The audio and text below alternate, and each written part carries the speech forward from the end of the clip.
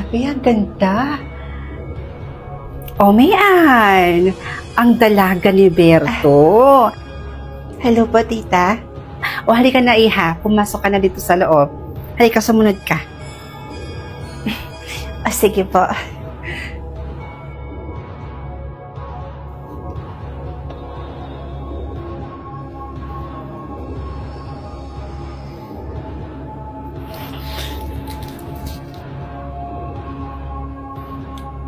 Tita, wala naman pong multo dito, di ba?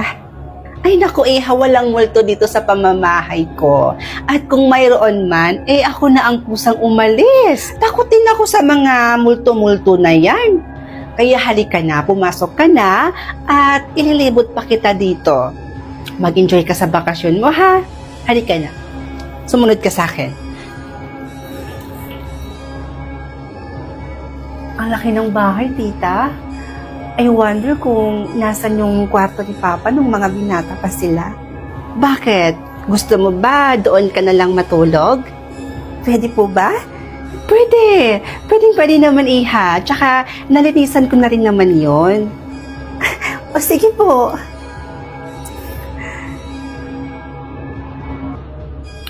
O halika na. O, sige na, iha. Maiwan na muna kita dito at magluluto muna ako doon ng merienda natin. Pabaka na rin maya-maya. Sige ho, tita. Bababa rin po ako maya-maya.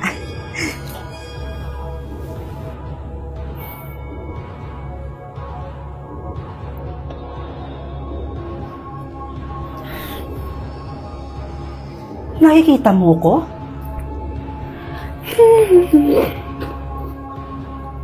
Nakikita mo ba ako? Ayaw mo palang sumagot, ha? Ano ba? Sinasabi ko na nga ba at nakikita mo ko? Anong ginagawa mo dito sa bahay ng tita ko? Alam mo, kung hindi ka matahimik, maghanap ka ng taong makakatulong sa'yo. At hindi ako yun. Hi, tita. Good morning. Uy, iha. Gising ka na pala. O, mag-iisang linggo ka na dito. Kamusta naman ang stay mo? Hay naku, tita. Kung ako yung tatanungin mo, talagang na-enjoy ko talaga yung bakasyon ko dito sa mismong bahay ninyo, tita. Hindi po ba kayo nalulungkot na kayo lang mag-isang naninirahan dito sa ganitong kalaking family house? Ay nako, iha. Hindi mo lang alam. Lahat kaming magkakapatid ay nag-aagawan dito sa bahay na to. Inaawan nila ako ng sobra-sobra para lang makuha to. Para sa akin naman, hanggat hindi ako namamatay, ay hindi ko ibibigay ito sa kanila. Ay nako, iha. Mabuti na lang yung papa mo at sobrang bait. Hindi na nakikipagtalo sa akin. Curious lang po ako. Nagkaanak po ba kayo? Oo, meron. Kaso yung anak ko na yun, wala na eh. Nalunod kasi siya. Nagkatuwaan kasi sila ng mga barkada niya noon na maligo sa ilog. Kaya itong anak ko, hindi siya kaagad nakaahon. Kaya ayun, yun din ang ikinamatay niya. Tita, hindi ko po alam kung matutuwa po ba kayo o matatakot? May third eye po ako, tita. At nakikita ko po yung anak niyo ngayon. Lagi niya po kayong sinusundan. At kapag natutulog po kayo, palagi niya po kayong tinitingnan. At sa katunayan nga po, nasa tabi niyo po siya ngayon.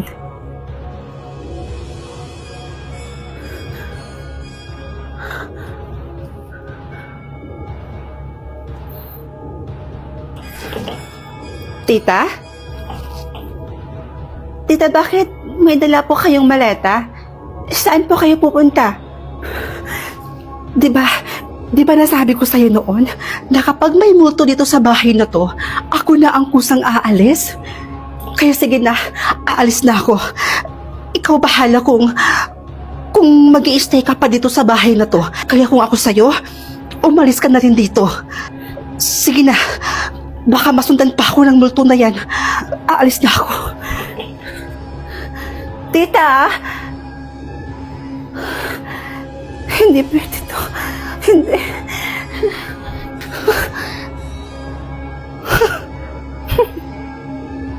Kaya dali mo lang palang paalisin dito. Di mo man lang ako pinahirapan. Hello pa? Successful ang plano. Napaalis ko si tita mo rin. Kaya pwede na tayong manirahan dito. Tsaka sa inyo naman talaga tong bahay na to, di ba?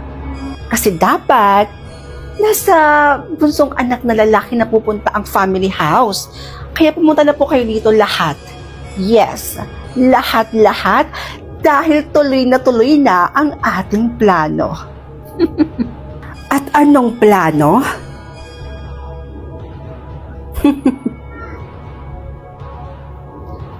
Sinasabi ko na nga ba? At isa ka rin sa mga nag-aasam ng bahay na ito.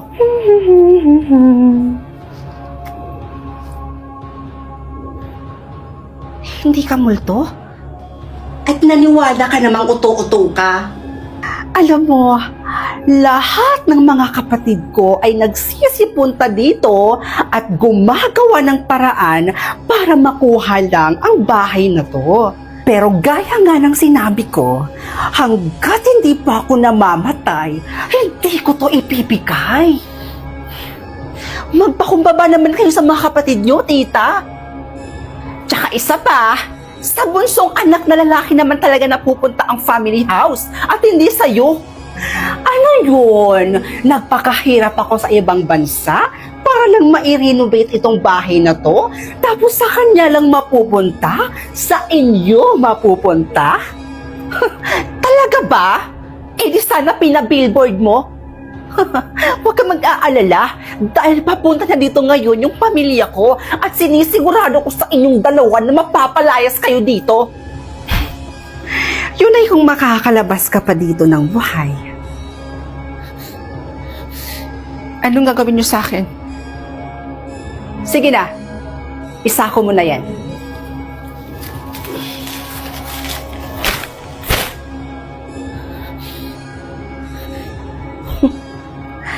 Ready na ang sako.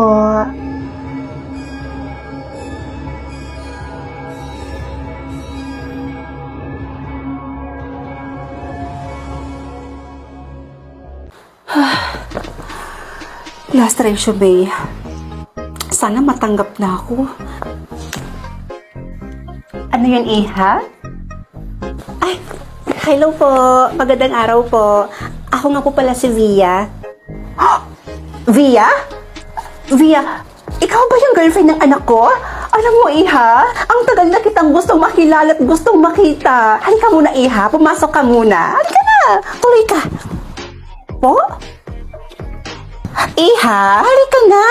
Huwag ka nang mahiya. Ano ka ba? Feel at home, ha? Halika na, tuloy ka muna. Ang init-init dyan eh. Sige po.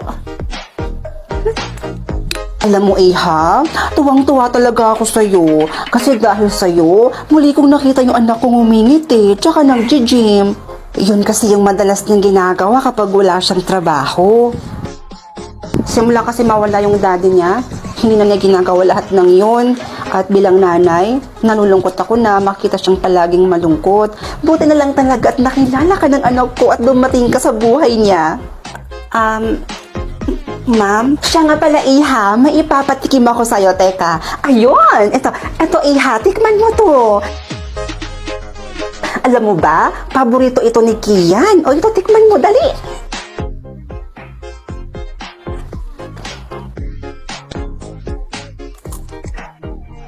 Masarap ba? Oho, masarap ho. Saan ho gawa ito? Gawa yan sa almonds. Paborito yan ni Kian. Mahilig din po ako sa almonds. O siya, sige, halika muna. Pumunta tayo sa kwarto ni Kian. Ipapakita ko sa'yo. Halika. Halika, bilis! Eto. Eto yung kwarto ng anak kong si Kian. Every night ko siyang sinisilip dito sa kwarto niya. At palagi kong nakikitang ngumingiti yun habang kausap kagabi-gabi. At alam mo ba, valedictorian din si Kian nung gumraduate siya ng high school. Ay nako, ang talinong bata. Nga pala, Iha, nag-kiss na ba kayo ng anak ko? Po? Ay, ano ba naman ako? Ba't ko pa kasi tinatanong yung alam ko naman yung sagot, di ba? Normal lang yun, Iha. Ano ka ba? Sabi ko nga sa kanya, gusto ko nang magkaapo eh. Speaking, alam mo ba, sobrang cute ni Kian nung bata. Halika, ipapakita ko sa'yo yung photo album namin. Halika, dali. Ito siya, Iha. Tignan mo. Ito. Ayan siya, oh. Diba? Ang cute niya talaga nung bata siya. Alam mo talaga dati, Iha, akala ko bakla talaga yung anak mo si Kian. Kasi tingnan mo naman dito, oh. Palaging manika yung hawak niya dito sa picture.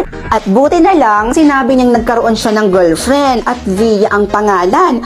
3 years ago na yon. Oh, imagine, 3 years ka na niyang hindi pinapakilala sa akin.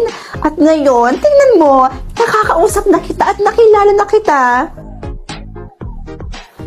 Ang sama ni, oy. Kiatay ba? Ma'am, nandito lang po talaga ako para sa... Kasi gusto ko nang magkaapo. Sinabi ko kasi yan kay Kian. Kaya sigurado akong sinabi niya rin yan sa'yo. Eh kasi naman, hindi na ako bumabata. Patanda na ako ng patanda. At ang gusto ko, maabutan ko pa yung magiging apo ko kay Kian. Mom, I'm home. Nandyan na yung future husband mo, ha? Ay nako, sigurado akong magugulat na makita kang nandito. Halika, puntahan natin siya. Ate, ano nang gagawin ko? Nandito lang naman ako para mag-apply ng katulong, eh. Uy, hi anak! Alam mo anak, na-meet at nakilala ko na yung girlfriend mo. Oo, nandito siya mismo sa bahay natin. Ha? Girlfriend? Nasaan? Lagot. Ay, teka anak, tawagin ko. Via, Iha, halika na. Lord, kayo na po bahala sa akin.